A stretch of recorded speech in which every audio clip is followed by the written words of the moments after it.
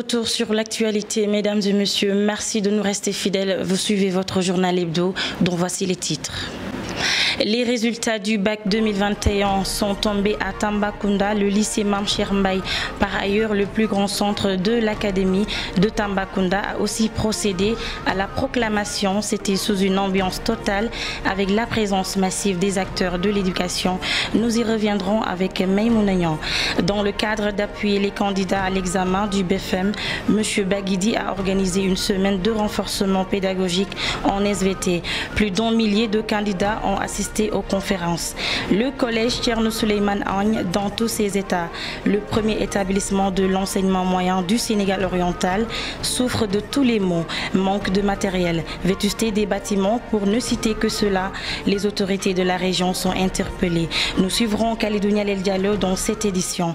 La chronique de la semaine mettra fin à cette édition. Mesdames et messieurs, dans un instant, le développement. Comme annoncé dans les titres, les jurys 1580 et 1581 sont au lycée Mame Cheikh Mbaye de Tambacounda, ont publié les résultats de l'examen du baccalauréat pour le premier tour de la série L'1, L2, S1 et S2.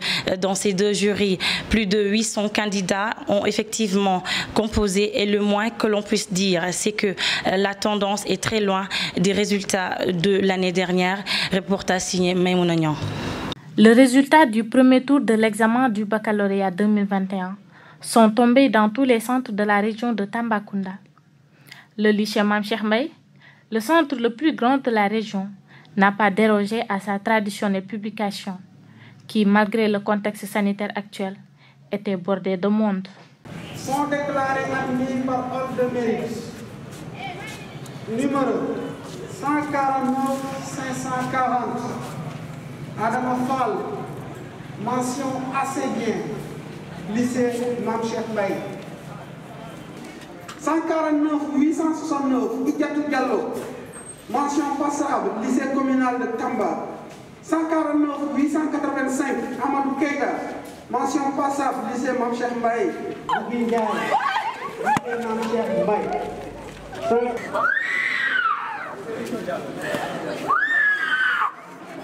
Des résultats plus ou moins satisfaisants à en croire le président du jury 1581. Le jury 1581 est un grand jury qui est composé de 4 séries. Il y a la série L'1, la série L2, la série S1 et la série S2. Donc au total, nous avons 438 candidats qui sont inscrits, mais ceux qui ont réellement, il y avait 24 absents qui sont absentés. Et parmi ce lot, il y a 242 filles. Voilà, 242 filles pour 196 garçons qui se sont inscrits pour cette session de baccalauréat normale. Donc je crois que vous avez vu la proclamation des résultats. On peut dire que c'est un peu satisfaisant parce que nous avons atteint des taux de 74, voire même de 84% de taux de réussite. Le désespoir se lisait dans certains visages. La tristesse et le découragement étaient le maître mot chez les recalés. Ceux qui sont admis au second tour vont reprendre leur stylo ce samedi, alors que c'est déjà le soulagement et la fête. C'est les admis. À ce moment-là, vraiment, je suis très content. Je l'ai mérité quand même. Ça a été difficile, vraiment. On a foncé. On a donné tout ce qu'on pouvait faire. Restons toujours avec l'éducation comme il le fait chaque année. Monsieur Baguidi, professeur en SVT, lance ses conférences pédagogiques pour les candidats au brevet de fin d'études moyens. Cette initiative vise à appuyer les candidats dans le matière d'SVT pour leur mettre dans toutes les conditions optimales de réussite. Les élèves comme leurs encadreurs se disent confiants à faire face à l'épreuve d'SVT le jour de l'examen. Suivons ce reportage de Maïmouna Niang. Plus de 1000 élèves ont répondu présents à l'appel de M. Baguidi pour bénéficier des cours gratuits en SVT. Une tradition d'après le papa des élèves qui rehausse l'importance de ces conférences qui visent à mettre les candidats dans des conditions optimales de réussite. On est à peu près à 800 ou 1000 élèves. n'est-ce pas, qui étaient venus dans la commune, venant de toutes les écoles, privées comme publiques, n'est-ce pas? Et quand même, ça a été une réussite dans la mesure où les enfants sont présents et que les attentes, n'est-ce pas, je pense bien, de ces enfants-là aussi, ont été satisfaits. À regarder les élèves, ça montre qu'ils sont déjà très concernés et ils veulent quand même apprendre dans la mesure où chacun d'entre eux veut réussir. Cependant, on lit toujours le stress à travers leur comportement, mais avec le temps, Inch'Allah, et les conseils, ils vont s'en sortir. Malgré le contexte de Covid, n'est-ce pas? Mais n'empêche que les enfants sont présents. Pourquoi? Parce qu'ils ont conscience qu'ils doivent réussir et c'est pour cela qu'ils sont là. Donc moi, je suis confiant par rapport aux sciences de la vie et de la terre. Je suis très confiant par rapport à ce qu'ils vont recevoir et ce qu'ils vont faire. Monsieur Baguedi n'a pas manqué de formuler des conseils pratiques à l'endroit des élèves, tout en gardant un esprit positif en ce qui concerne la réussite de ses enfants lors de l'examen du BFM à venir. Consolider les acquis déjà installés par les professeurs, n'est-ce pas? Écouter les conseils des professeurs, apprendre et éviter le stress. Le stress quand même n'est pas bon pour quelqu'un qui fait l'examen. Et donc en diminuant le stress, en apprenant et en se reposant quand même, je pense que l'ensemble des ingrédients sont là pour que la mayonnaise puisse prendre. Du côté des élèves, ce n'est pas la confiance qui manque. Ces derniers se disent quittes avec leur confiance et cela grâce à M. Baguedi.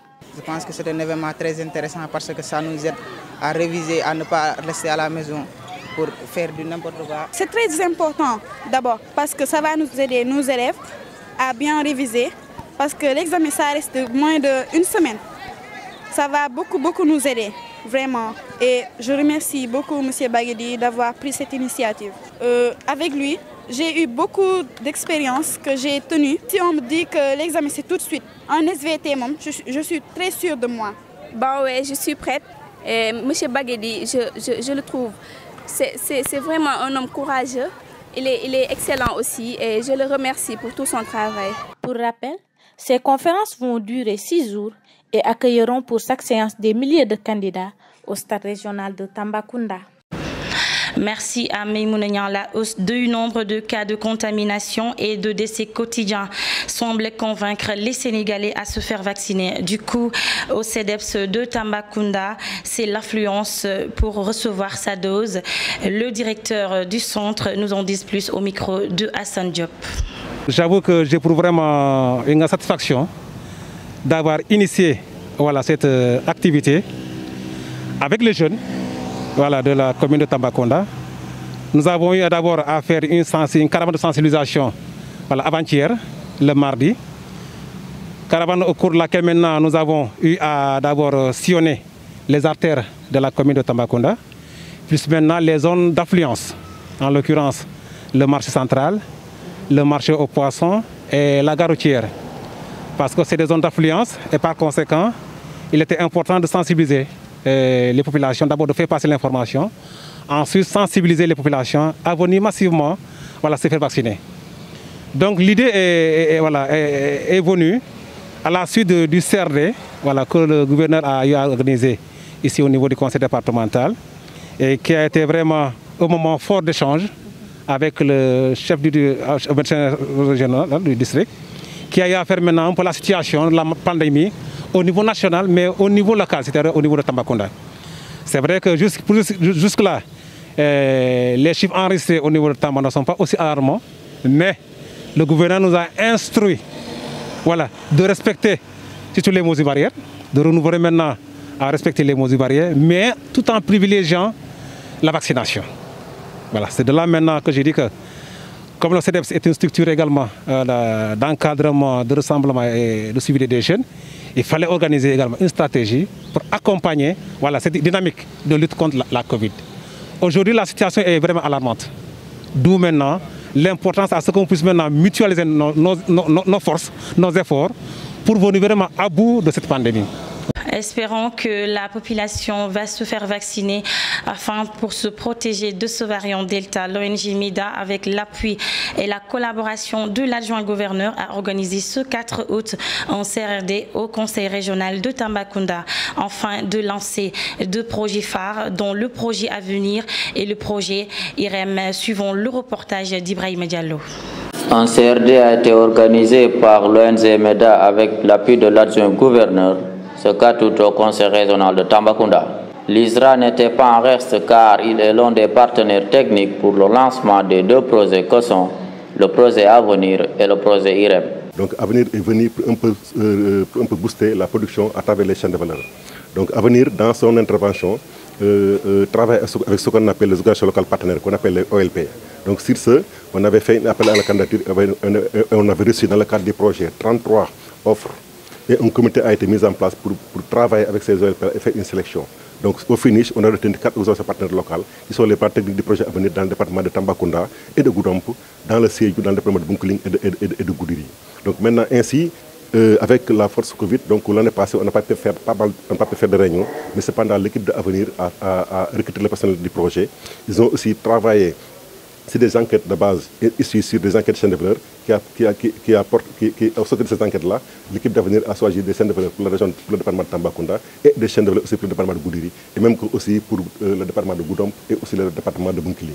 Donc ainsi, ce CRD est officiellement organisé avec l'avis du gouverneur pour lancer le premier projet d'Avenir, qui est le projet de l'ONG MEDA qui est Avenir, et aussi de lancer aussi le deuxième projet de l'ONG MEDA qui a été financé par la Fondation Mastercard du nom de IREM. Le directeur de l'ISRA, Djibril Badiane, explique la stratégie de semences durant cette période de Covid-19. Qui sont les plus cultivés dans nos zones de Tambacounda, Kolda, je veux parler régions, Sédhiou et Ziguinchor.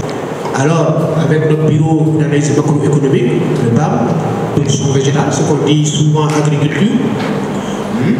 Après, il y a les productions forestières, le potentiel de ces variétés, et certainement, quand les populations les adaptent, nous allons passer à la production de semences, de pré-base, former des multiplicateurs.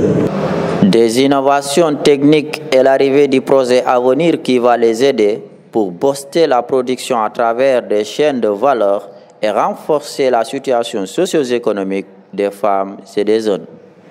Merci à Ibrahim Diallo, construite vers les années 1960 par les missionnaires français, le collège Tierno Souleymane Agne, qui portait le nom d'une illustre personnalité de la région, se trouve dans un état piteux pour cause le manque de matériel et surtout la vetusté des bâtiments, une situation dont ne semble guère se soucier les autorités locales de la région. Khalidou Nialel Diallo était sur les lieux. Nous sommes au cœur de Tambacounda.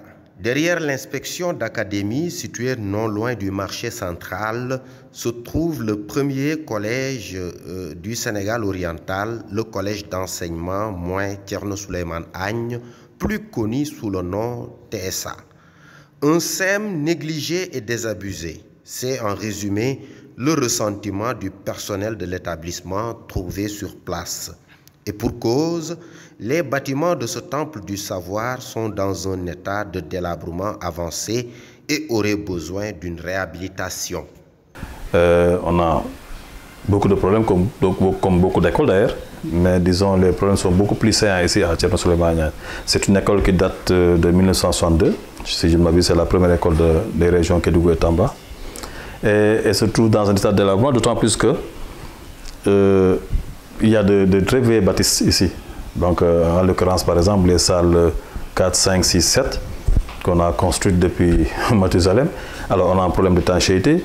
D'abord, on a un problème de disponibilité de salles, parce que c'est une école qui compte 22 classes pédagogiques, en comptant les classes franco-arabes, et nous n'avons que 13 salles de classe. Donc, cela va de soi que voilà, on a un problème d'espace. Et le disponible est dans un état quand même très délabré, pour certaines classes en tout cas. Donc, on manque d'un peu de tout. Alors, je lance un appel à tous ceux qui ont eu à passer par cet établissement-là. Si vous voyez les images de l'école, au niveau, je suppose que les images seront disponibles dans le net, vous allez vous rendre compte que l'État est dans un état quand même très délabré. Alors, nous lançons un appel aux bonnes volontés, aux autorités académiques, aux autorités locales, coutumières, ainsi de suite, Mais surtout, mon appel va surtout aller en direction de ceux qui sont passés par cet établissement. Construite vers les années 1960 par les missionnaires français, le CMTSA, qui porte le nom d'un saint homme, Thierno Souleymane Agne, a formé beaucoup de personnalités et de cadres des régions de Tambacounda et de Kédougou. C'est ce qui reconnaissent à travers cette image le TSA. Aujourd'hui, quand ils reviendront 20 ans ou 30 ans après pour voir les écoles, ils ne seront pas, comment dirais-je, fiers parce que l'état de l'école n'a pas changé. L'école aujourd'hui doit être R+2 ou R+3 parce qu'il y a de l'espace. Aujourd'hui, l'école a eu à former de brillants intellectuels. L'école a eu à former donc des gens qui ont séjourné à Tambacounda, même s'il y a certains qui ne sont pas nés ici, qui aujourd'hui sont dans les autres régions, mais quand même ils s'occupent donc des hautes fonctions. Donc j'en appelle à ce qu'on appelle à la bonne volonté des gens pour qu'ils viennent en aide à cette école. Alors, les plus hautes autorités et les dignes fils de la région de Tambacounda sont interpellés. Le CMTSA doit être rénové ou réhabilité, comme c'est le cas pour de nombreux établissements scolaires de l'intérieur du pays qui manquent de personnel et d'équipement pour prendre en charge, comme il se doit, ces nombreux jeunes ayant soif d'apprendre. Espérons que ce cri de cœur sera entendu. La chronique de la semaine, c'est l'affaire de Khalidou Nialil Diallo qui s'interroge sur le profil du futur maire de la région de Tambacounda. Bonjour. Qui pour la mairie de Tambacounda? Une question qui taraude nos esprits depuis l'annonce de la tenue des élections locales le 23 janvier 2022. Le fauteuil de l'édile de la ville est très convoité et les futurs protagonistes se signalent chaque jour qui passe, chacun de par ses inconditionnels de montrer ses réalisations et ses ambitions pour mettre Tambacounda sur les rails de l'émergence. Si les partis de l'opposition présents ici ne rencontreront pas d'énormes difficultés pour choisir leur tête de liste lors de ces élections locales, un vrai combat de tsunami a déjà commencé à opposer de potentiels candidats à la candidature dans la mouvance présidentielle de la localité. Dès lors, l'arbitrage du président de la République, par ailleurs président de la coalition Benno Bokk Yakaar, semble d'emblée être inévitable. Au cas où, d'ici l'ouverture du dépôt des listes des candidats, nous n'assisterons pas à du Mburok Sow ou Amgloria entre Sidiki, Mambala et Kassé, que le président Macky Sall les autorise tous à déposer leur candidature pour éviter des votes sanctions. Oui, s'il ne peut pas y avoir de consensus entre eux, que chacun aille briguer le suffrage des Tambacoundois si légalement ils répondent tous aux critères établis par la loi, ce qui enrichirait la liste des candidats et ça ne sera que bénéf. Les électeurs auront l'embarras du choix entre de dignes fils de Tambacounda qui proposeront des programmes et des garanties adaptés à la situation de notre chère commune. Première étape, sensibilisons les primo-votants à aller s'inscrire sur les listes électorales en attendant le début du commencement. Mesdames et messieurs, merci de nous avoir suivis. Merci également à l'équipe technique pour la bonne réalisation de ce journal. Quant à moi, je vous donne rendez-vous la semaine prochaine. D'ici là, excellente semaine à tous.